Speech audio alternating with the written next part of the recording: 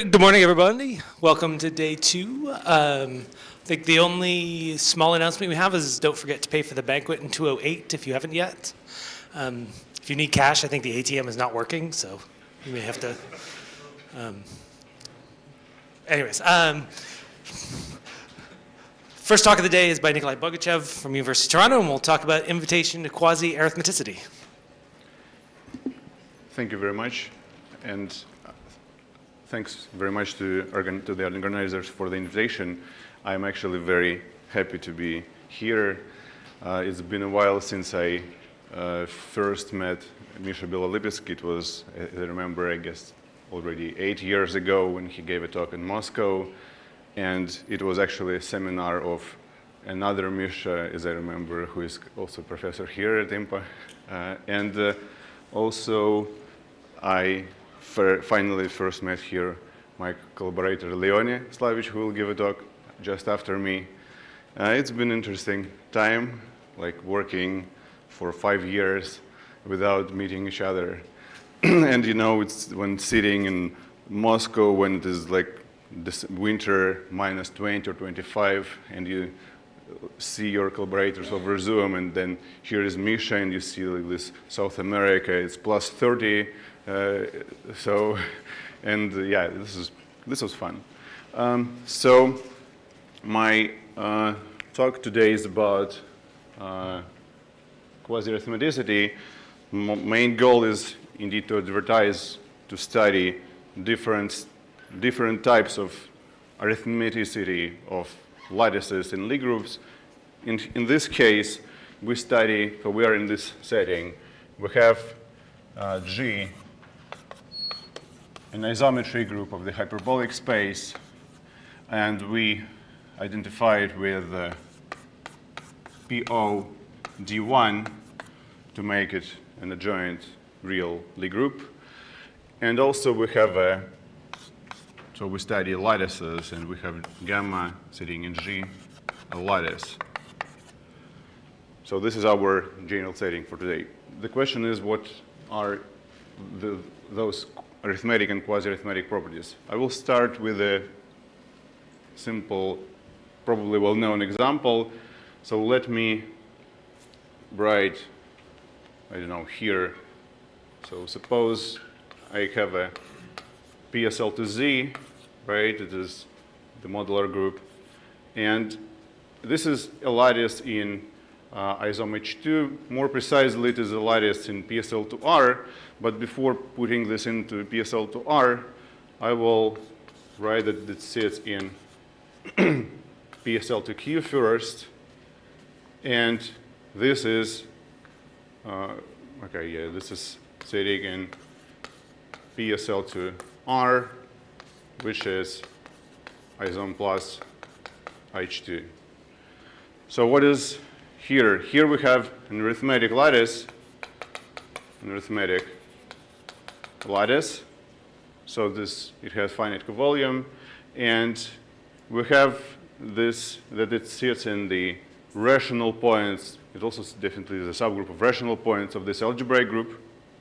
And this fact will be quite important for us during this talk. So in fact, I have an algebraic group, which I will denote by H usually, and I have the fields. So this field is going to be called the adjoint trace field. I will define it just soon. And this is my ambient group.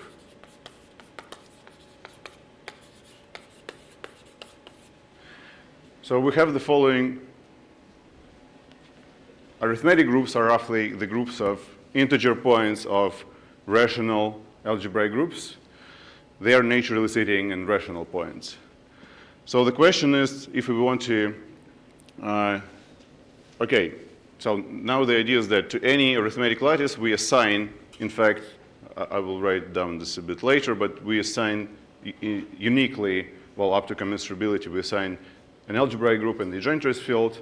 So the question is, if I have some other lattices still sitting in the associated algebraic groups in rational points of the associated algebraic groups, but not necessarily being arithmetic, right? And this is the definition of, well, basically this is the definition of quasi-arithmetic lattices. One can actually get something like that.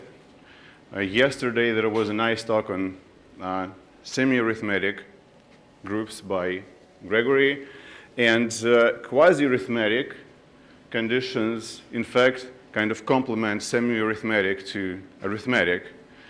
So there was a picture of the foregone with angles pi over 2, pi over 2, pi over 2, and pi over 3, but I will take 4 copies of this. Well, my picture is not very symmetric, but all these angles are pi over 2, and here we have pi over 3.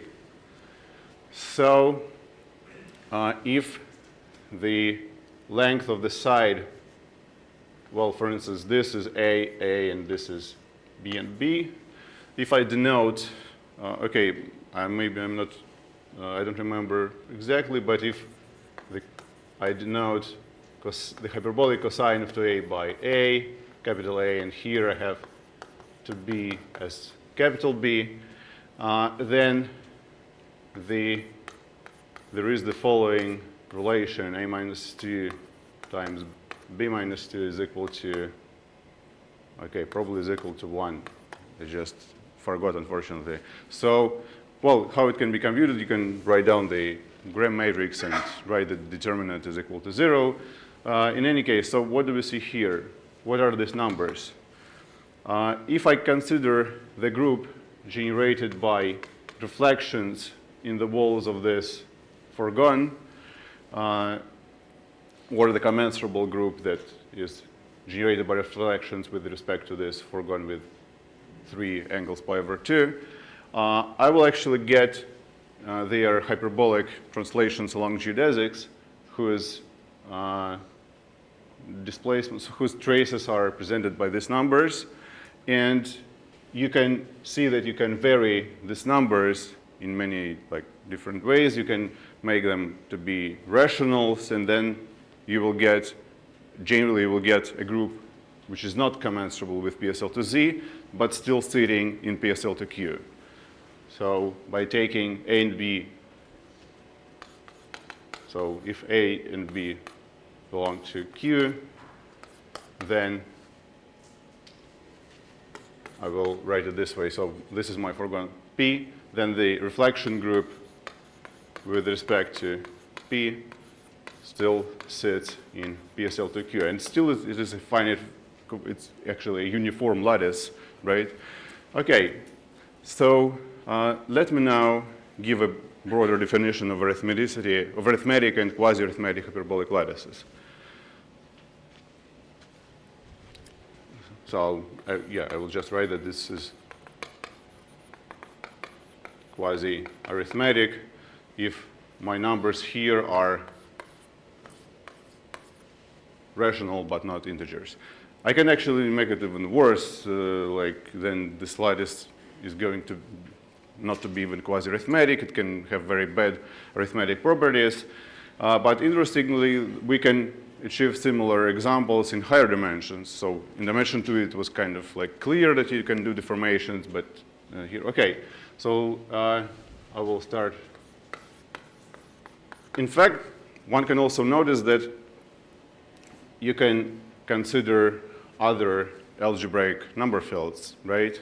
So by extending this to, I don't know, Q over 2, you will also get something quasi-arithmetic. The only point is that the ambient groups should also be defined over the associated field. And in fact, one can find this group, but we will discuss about this later. We'll discuss it later. So in general, there is the following definition of arithmetic groups, but I first need to define admissible algebraic groups. So let K be a totally real number field.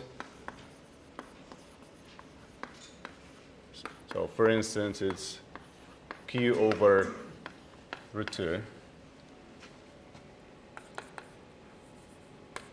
Then an algebraic K group H is admissible for G if for every non-identity embedding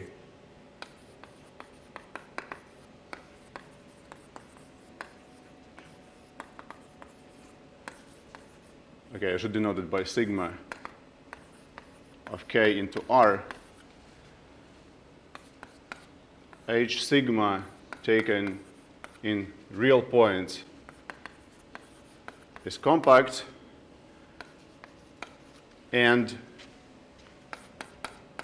the H, well, I can think that it is the identity embedding, right, of the field. So it's already embedded, so technically it's like sigma 0.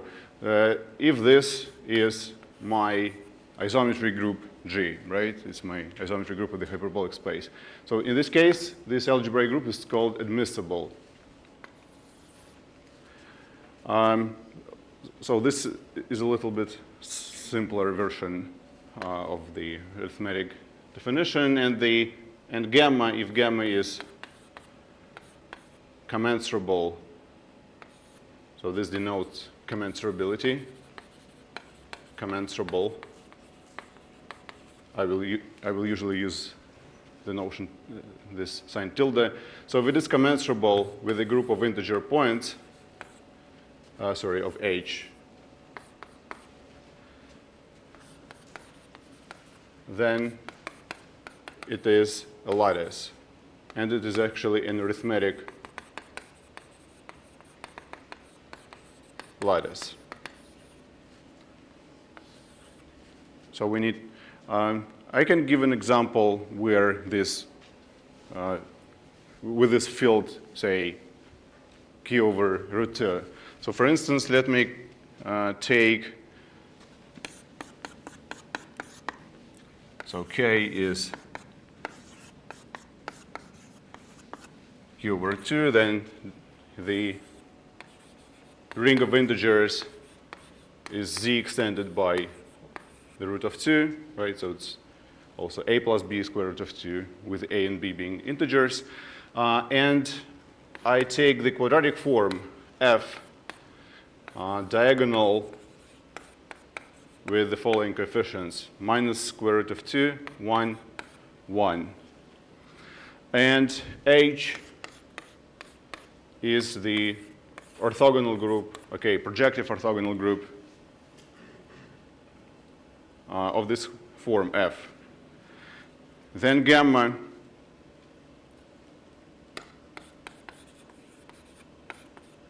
which is POF taken in OK, is arithmetic lattice, is an arithmetic lattice.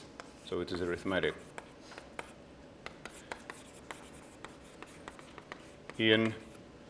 We're in PO to 1, which is the isometry group of the hyperbolic plane. How to see it? So if I start, so this field is of degree 2, right? I have two embeddings. Root 2 goes to itself or to minus root 2. And if I apply this to this orthogonal group, I will get, I actually should apply it to the quadratic form itself.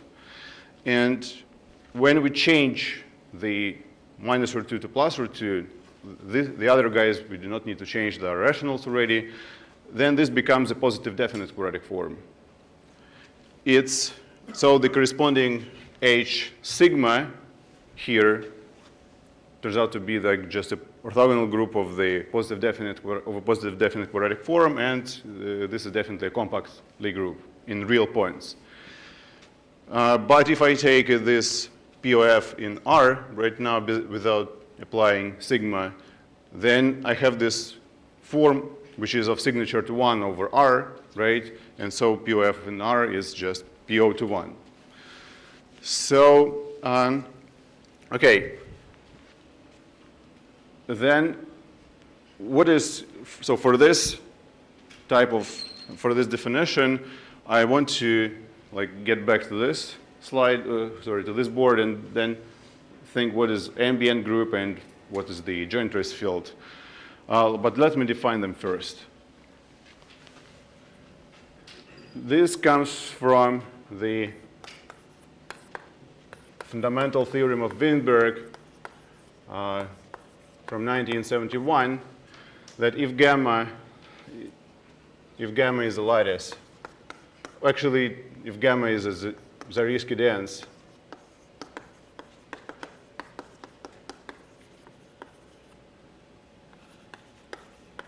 subgroup.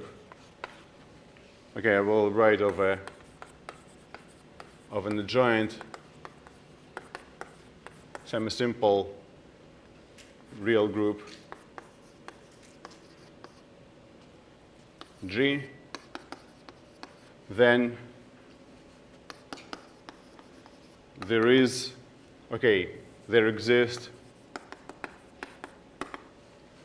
an algebraic, there exists the field which is called a joint trace field, which is defined as follows. It is the field generated by the traces of adjoint elements of gamma. So the images of adjoint under adjoint representation of the elements of gamma for all gamma and gamma, and an algebraic and a K group H such that gamma sits in H of K, and moreover, K and H are commensurability invariants.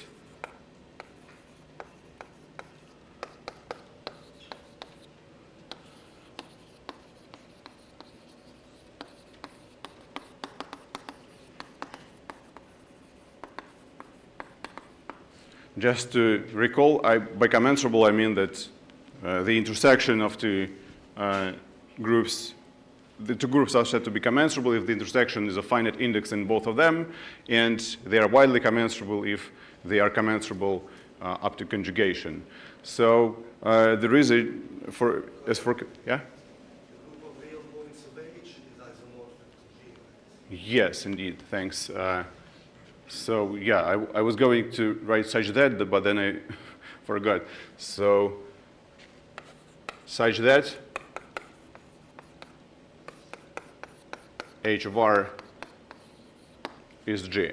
Yeah, this is very important. So those should be somehow connected to each other. So yeah, if commensurability in particular implies that, so in terms of geometric topology, it implies that the quotients have the same finite degree cover.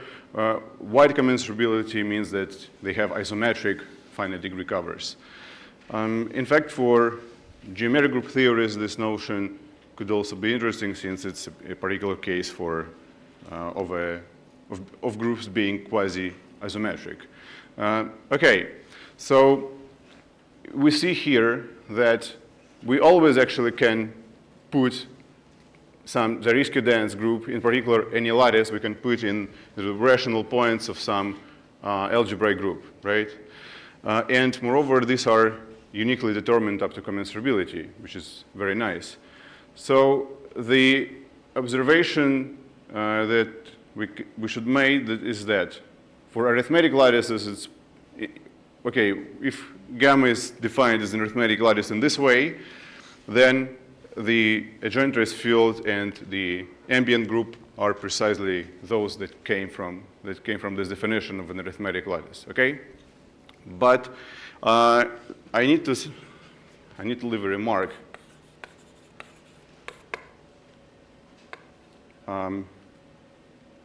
This definition covers all but one special family of arithmetic lattices. So our definition of arithmetic lattices covers all families of arithmetic hyperbolic lattices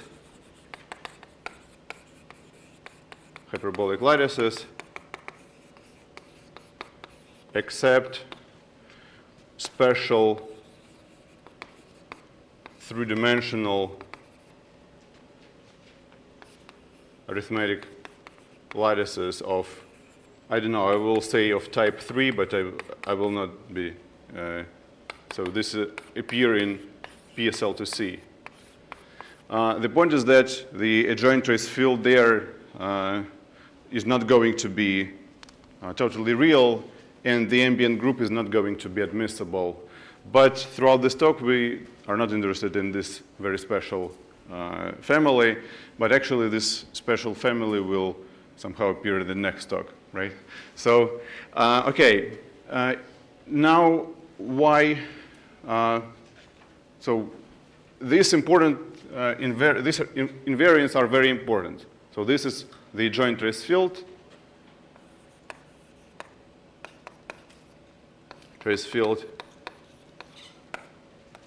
This, and this is the ambient group.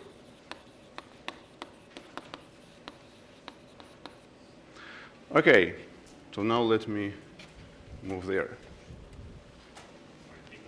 Yeah? It's not that the definition doesn't apply, right, for those letters. It's just that the fact that the ambient, I mean, it's just the coincidence of ambient group and adjoint trace field doesn't happen for those letters. Yeah, I would say it doesn't cover. Yeah, since, yeah, I would say it doesn't cover. So the broader definition is that I should write the product of, right? I obtain actually a lattice in the product of several components, and that in this case, when this type 3 in PSL2C, we get just more components. While in this definition, only one component in the product is not compact, which is H of R itself, right? The others are, yeah, so yeah, well, I would even say it doesn't apply. Yeah, it doesn't apply. It's, okay. So, yeah, now, finally the definition. So if gamma, okay, so if gamma is now sitting in rational points of an admissible ambient group, then it's said to be quasi-arithmetic.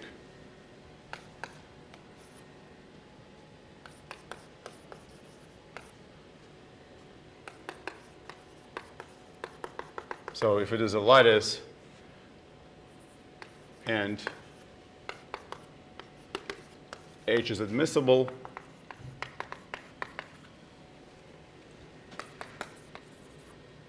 then gamma is called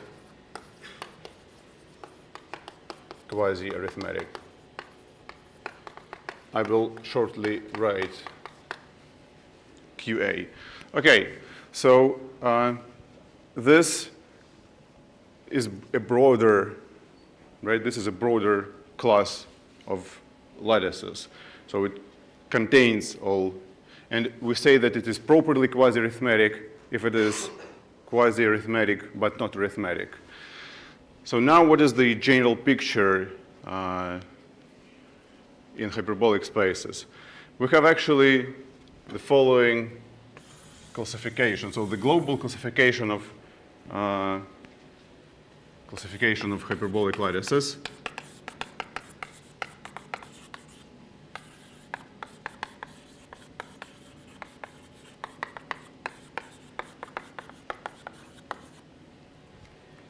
So we have the first class are arithmetic lattices. Then we have properly quasi-arithmetic. And in fact, we have even non-quasi-arithmetic lattices in all dimensions. So it's in H, D greater or equal than 2. So those these lattices we know how to construct, right? We just take, say, quadratic forms, and we get simplest type arithmetic lattices in all dimensions. But in fact, there are two large families, we call them type 1 and type 2 lattices. The first class of arithmetic lattices is associated to skew-Hermitian forms over quaternion algebras. Properly quasi-arithmetic lattices were also constructed recently, well, like relatively recently, in the series of, so the first idea was due to Hegel, but it was done in dimension 4. And actually, the purpose of this construction was different. They were trying to construct closed hyperbolic manifolds with arbitrarily small systems, but their examples turned out to be quasi-arithmetic. They exist in all dimensions. And I should actually also write Bergeron, Hagelund, and Weiss, since the construction, the tool which is necessary to use this, to create this construction was also provided in their paper. Non-quasi-arithmetic lattices, this is the work of Gromov and Vitebsky-Shapira. The fact that these lattices are quasi-arithmetic was proved by Scott Thompson, and that those are not quasi-arithmetic also proved by Scott in the same paper. So we see this global classification. We have infinitely many, pairwise infinitely many, infinitely many pairwise incommensurable arithmetic lattices in this global class. The same we have here, and actually the same we have here. Now it's interesting, in fact, like to study how large are these classes, and maybe we can actually obtain some more constructions in hyperbolic spaces, and then to see, maybe we'll find some other arithmeticity types. So the idea of studying different types of quasi-arithmetic, arithmetic properties is interesting because of this, in particular because of this. So for instance, let me get back to this definition. So when yesterday there was a discussion of semi-arithmetic lattices. So what was necessarily for semi-arithmeticity is that we have integer traces, but the group, the ambient group, is not necessarily admissible, right? So combining this admissibility with semi-arithmeticity gives us the arithmetic definition. So semi-arithmetic is like, so I don't know, I will not draw a picture, but so the intersection of semi-arithmetic and quasi-arithmetic, I don't know how large it is. Well, intersection is arithmetic, but semi-arithmetic covers also, as you remember, triangle groups and such. So now it's the question, what about quasi-arithmeticity? In fact, the first properly quasi-arithmetic examples were provided by Winberg in his. In fact, this is the notion of quasi-arithmeticity is due to Winberg, and it was suggested in his seminal paper on hyperbolic reflection groups, and we will soon discuss reflection groups. Now I wanted to highlight a few properties that quasi-arithmetic lattices and arithmetic lattices share, and those they do not share. So the first lemma is about arithmetic groups. So let me take gamma 1 is, I don't know, H1 OK1, and gamma 2 is another arithmetic lattice. Then gamma 1 and gamma 2 are commensurable if and only if K1 is equal to K2 and H1. Okay, it slightly depends on how I define ambient groups. In fact, if I define ambient group such that it's a joint, then these actually are isomorphic. So I will write H1 is isomorphic to H2 over K1 equals K2. Okay, so ambient groups and adjoint trace fields they form a full system of commensurability, a complete system of commensurability invariance, right? Okay, now there is the following. Okay, I will say that this is a theorem. So this lemma is if gamma 1 and gamma 2 are arithmetic, right? Yes, yes, so arithmetic, yes.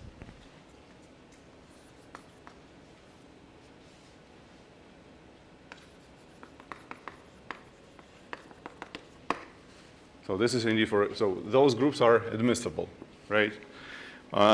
So now you can ask a question if you have, what do we have, can we have incommensurable quasi-arithmetic groups with the same, and the answer is with the same ambient groups and adjoint trace fields, and the answer is yes. So I will write it as a theorem, and it will probably appear in one of my preprints. I do not think it's my result, since it kind of follows from the discussions I had with many people, including Sami, Alan, and Leonie. So I will just write it as that something like a common knowledge. So there exist actually infinitely many. Okay, I will say it even this way. So given D greater or equal than 2, K totally real, there exist infinitely many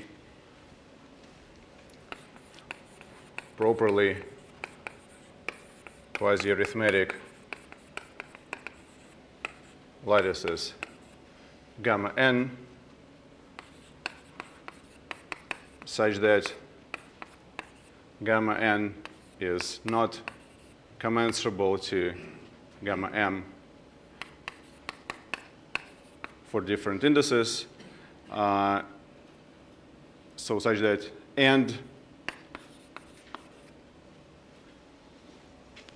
such that they all have the same, okay, so such that they all,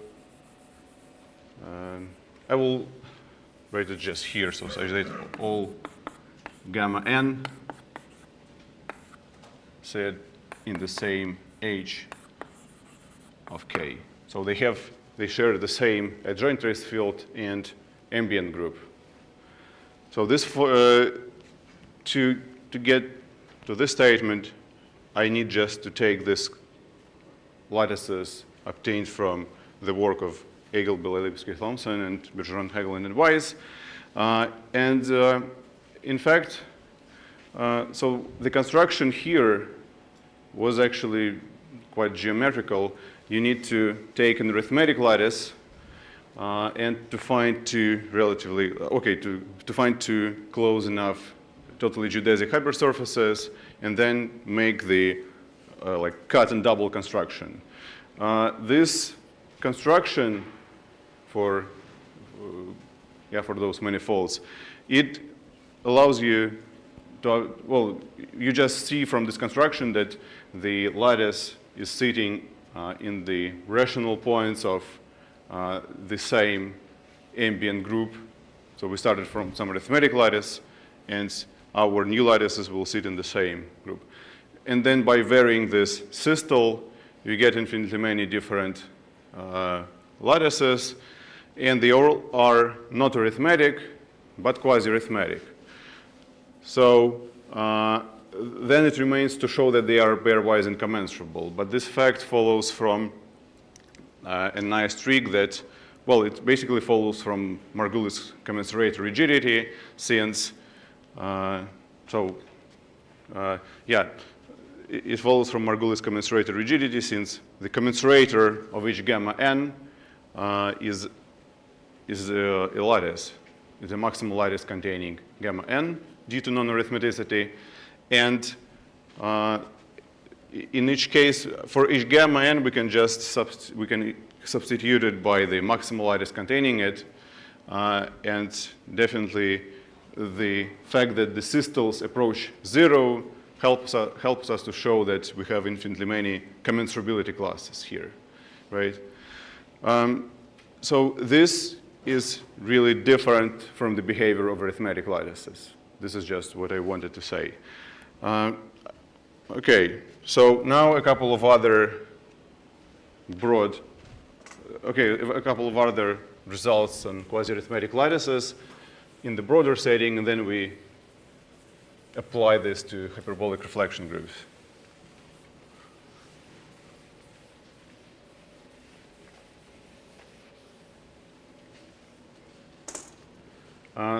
So there are just a couple of interesting results about quasi-arithmetic lattices. So for instance, Vincent Empry showed in, I forgot, I think in 2017, he showed that if gamma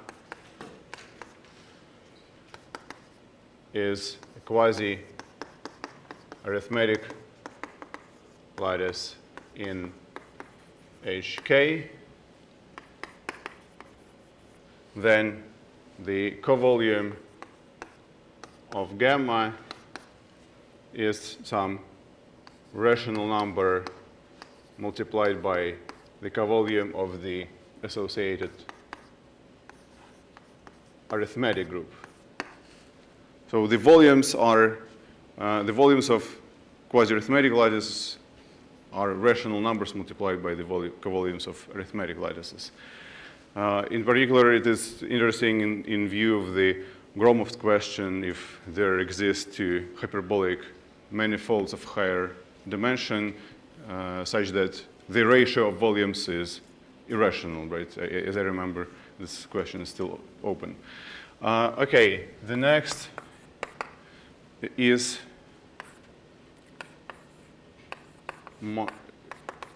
our result with Misha Belolibitsky, Sasha Kolpakov, and Leonid Slavich.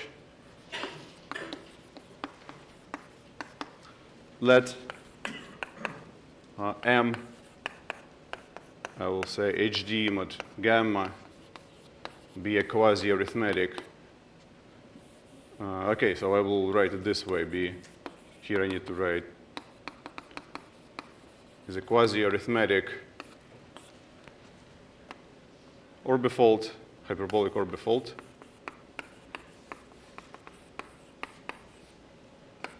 And N be its totally geodesic subspace.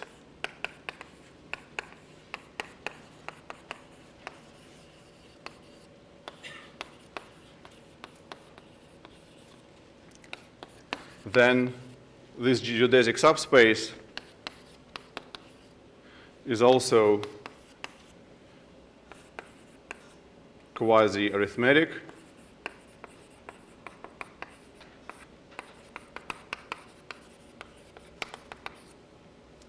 However, generally, the adjoint trace field can become larger. So I will write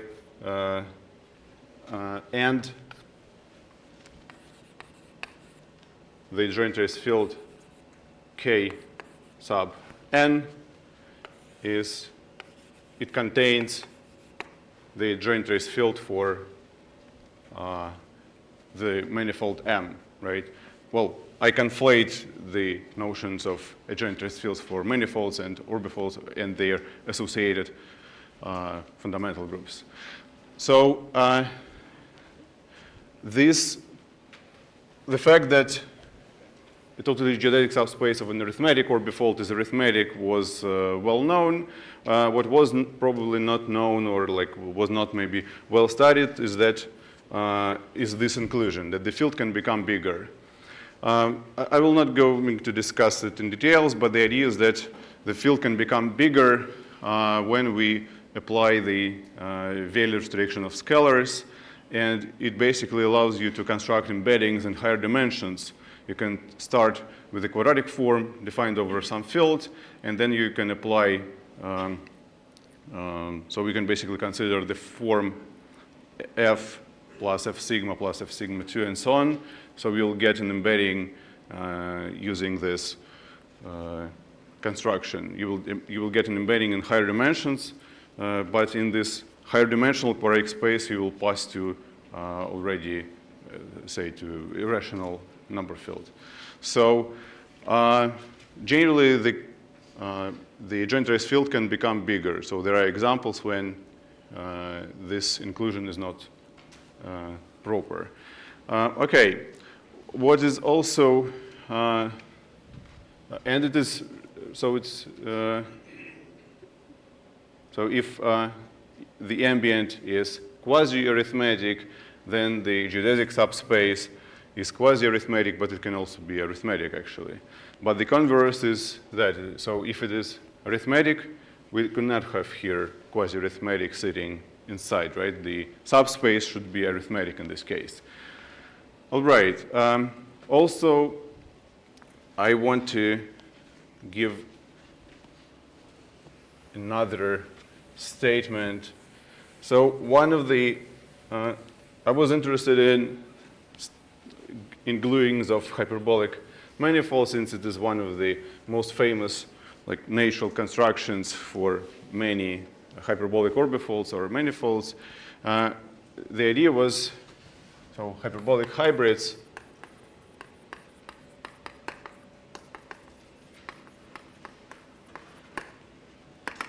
the idea is roughly that we can glue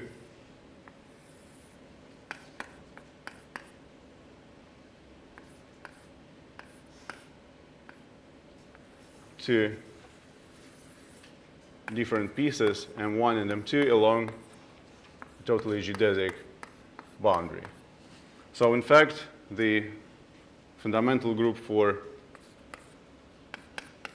such manifold M is an amalgamated free product of some components delta 1 and delta 2 along the stabilizer of the, so this is my geodesic subspace. Well, it's a, basically it's a projection, so this is a subspace which is hyperplane in HD mod gamma 0, and I kind of like remove the stabilizer and reflection from gamma 1 and gamma 2, and I obtain those components delta 1 and delta 2. So this is an amalgamated free product. Generally, this construction was suggested by Gromov and Petevsky-Shapiro. They started from arithmetic blocks, but pairwise incommensurable, and they glue it in this way, and it turns out that those are not arithmetic, and in fact they are not even quasi-arithmetic. But we can also glue it in this way some different arithmetic or quasi-arithmetic pieces, and so there is the following theorem, which is part of my work with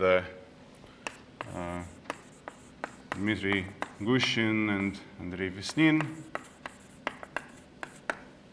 So I allow those blocks to be any and even to be commensurable. So the theorem is as follows. If a hybrid lattice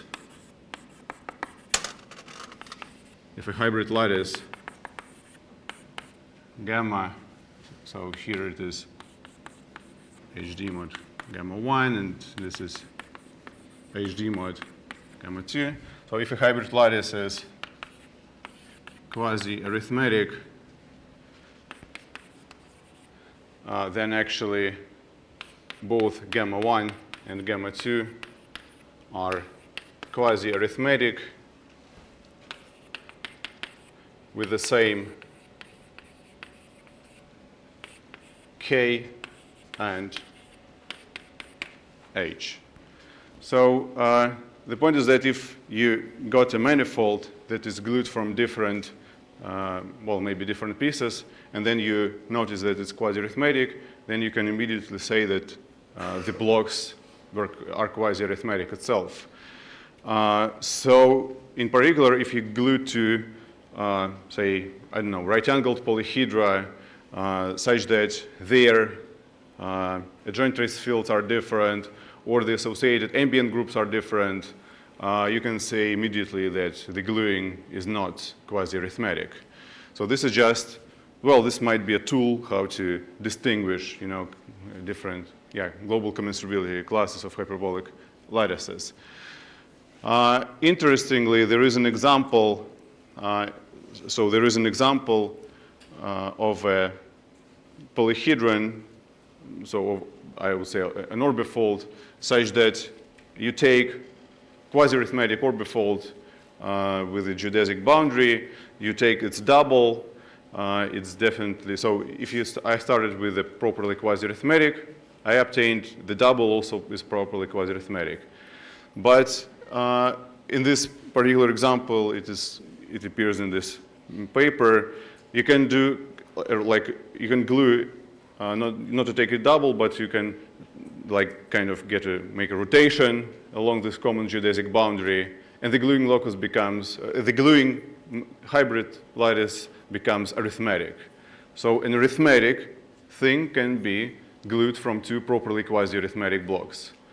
Moreover, in fact, the paper, our common paper with Belevitsky, Kolpakov, and Slavich, it implies that if an arithmetic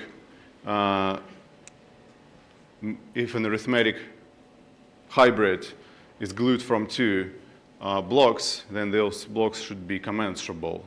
So you can, arithmetic things can only be glued from commensurable blocks. These building blocks can be properly quasi-arithmetic, but they must be quasi-arithmetic at least, right? So this is what this theorem basically says. All right, so yeah, I wanted to apply this to hyperbolic reflection group, so let me write down. I have around 10 minutes, right? Okay.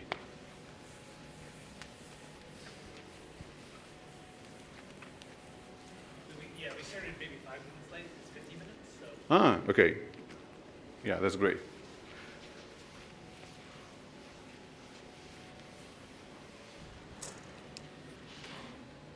So quasi-arithmeticity in hyperbolic reflection groups.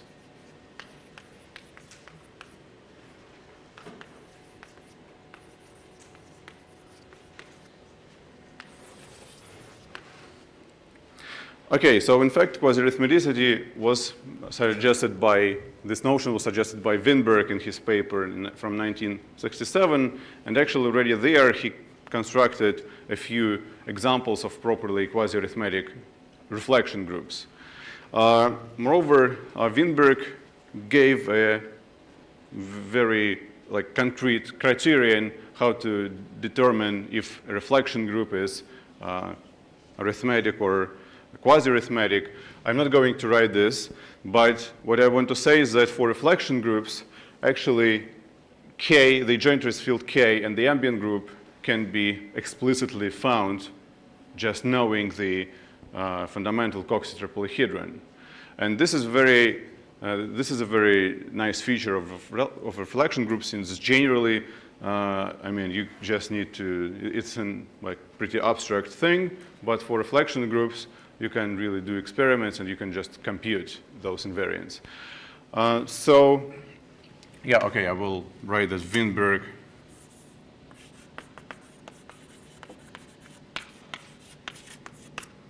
It's a quasi-arithmeticity criterion for reflection groups. In the theory of hyperbolic reflection groups, so I will write also allows to compute K and H.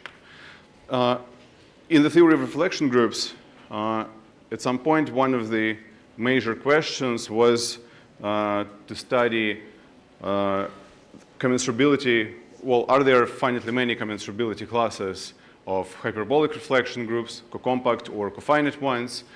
And just a little bit of the state of the art in this direction. So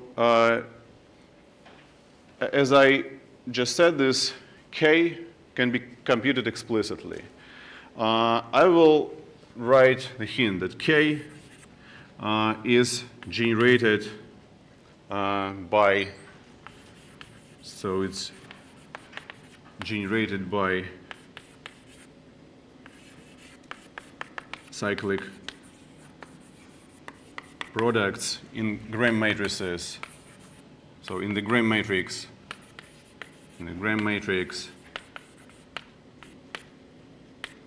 of a Coxeter polyhedron,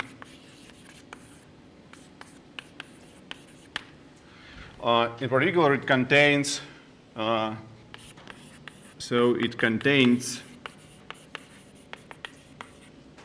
numbers like cosine square of pi over m, if pi over m appears as the dihedral angle in this Coxeter polyhedron.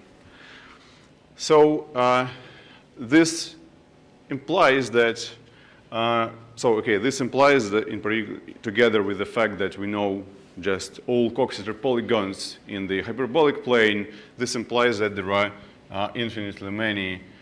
So in H2, we have infinitely many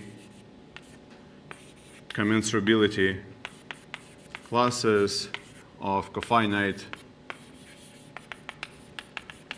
reflection groups. It follows just from this observation, right? Also, this was, well, I mean, I don't even know when it was observed, but it kind of follows from the work of Poincaré in the end of 19th century. So in H3, one could apply basically the theorem of Andreev from 1970. So in H3, Andreev 1970 and Thurston's hyperbolic dense surgery theorem, also as I remember, like late 70s, right? Also implies that, so hyperbolic dense surgery, so Thurston, also 70s, also imply that there are infinitely many commensurability classes. So then the answer is what to do next. In fact, it was observed, okay, let me, yeah, by the way, I didn't mention that like the fact that there are infinitely many commensurability classes even follows from some particular sequence of prisms. And so the prisms were studied also in the late 60s by Makarov. And actually, they provided first constructions of non-arithmetic lattices in hyperbolic dimensions, in hyperbolic space of dimension 3. And you already have here the sequence of polyhedra with arbitrarily small dihedral angles, right? So it gives you infinitely many commensurability classes.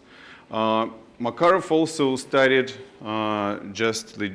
he was interested mainly in geometry, and at that time people were more interested to find out if there are infinitely many polyhedra, but not commensurability classes. So in 1968, Makarov constructed the infinite garlands of in H4 and H5.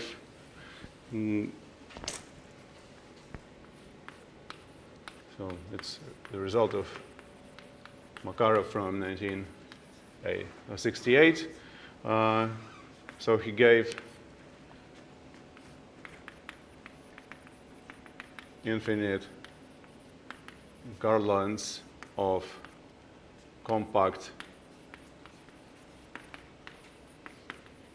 Coxeter polyhedra in H4 and H5. By garlands, I mean that you can glue, again, these two garlands in different dimensions are constructed a little in a bit different ways, but basically the idea was that you can find two polyhedra having the same face of codimension 1, such that the dihedral angles between this face and adjacent faces are pi/2. Then gluing this, it gives you new Coxeter polyhedron. If you have like two pairs of such common faces, you can make a garland, and actually it can be, as in, like, it can be infinite, right? And the point is that it wasn't known if those give infinitely many commensurability classes. Well, it was very natural to conjecture that, and this is our work with Sami Duba and Jean Rimbaud.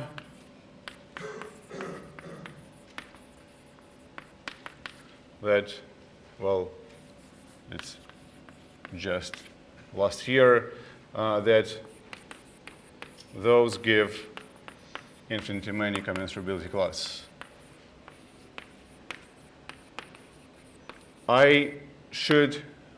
So this is in the setting of non-arithmetic polyhedra. Why? There is, what is actually most important is that Windberg proved his remarkable theorem that, well, I should write it, 1981, that there are no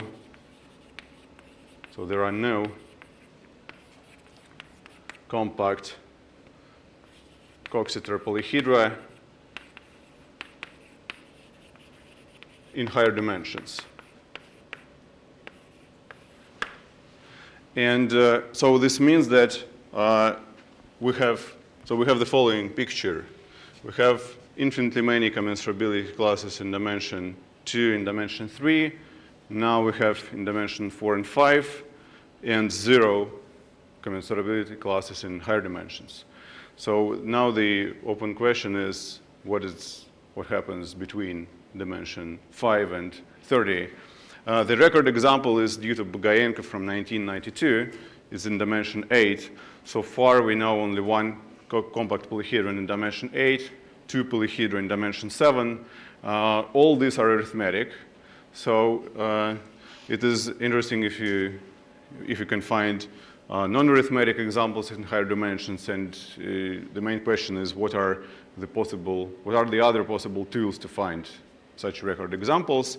But now I need to get to the setting of arithmetic groups just to highlight, like, since, I mean, this is like the play around arithmetic and non-arithmetic properties. So the next result, I will mention two papers, but it was actually a long story. So Nikulin and Hegel, Belolipetsky, Storm, and White.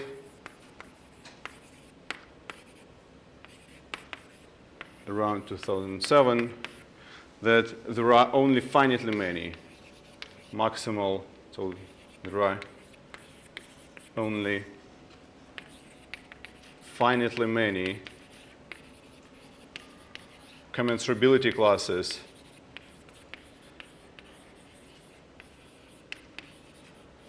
of arithmetic reflection groups. So in particular, we cannot obtain here anything arithmetic. The problem in dimension 6, so if you want to construct infinitely many commensurability classes, those are going to be non-arithmetic. Well, yeah, it's in all dimensions, right? In h greater or equal than 2. And again, we remember that, in fact, for cofinite volume, there is a similar result by Prokhorov and Khovansky that there are no finite volume Coxeter polyhedra, but in dimensions starting 996. So, in fact, you need to find something non-arithmetic in dimension 6 to extend these results. And this is also an open question. I mean, in dimension 6, we know only arithmetic examples. So I just, like last sentence, in this paper, we basically use the fact it doesn't work to show that they have different adjoint trace fields or different ambient groups. Moreover, they will have basically the same adjoint trace field. So you need a little bit more subtle analysis, and we basically observed that the components of those garlands are either arithmetic or quasi-arithmetic. And then there is basically a paper of Jean Rimbaud that allows you to say that making such garlands from incommensurable, but not just incommensurable, but you need to have different ambient groups, right? If you have different ambient groups for building blocks, and you are able to make this hybrid construction, and you can just continue, keep going, then you will obtain infinitely many commensurability classes. In particular, it follows from the fact that quasi-arithmeticity is associated to the admissibility of the ambient group. It is very important. Admissibility condition is still quite strong. So many lattices are associated to ambient groups that are not admissible. But admissibility in particular allows you to say that if you have a Zariski dense subgroup sitting in rational points of admissible algebraic group, you can also take the ambient group for this Zariski dense subgroup, and it's going to be the same over the same field due to admissibility. So basically, I'm just trying to say that right now, I do not know any other good commensurability invariants for quasi-arithmetic lattices, but we certainly need more, since we can have infinitely many pairwise incommensurable quasi-arithmetic lattices with the same trace field and with the same ambient group. So we should find something else, and I hope that it will be done sometime soon. Okay, thanks very much for your attention.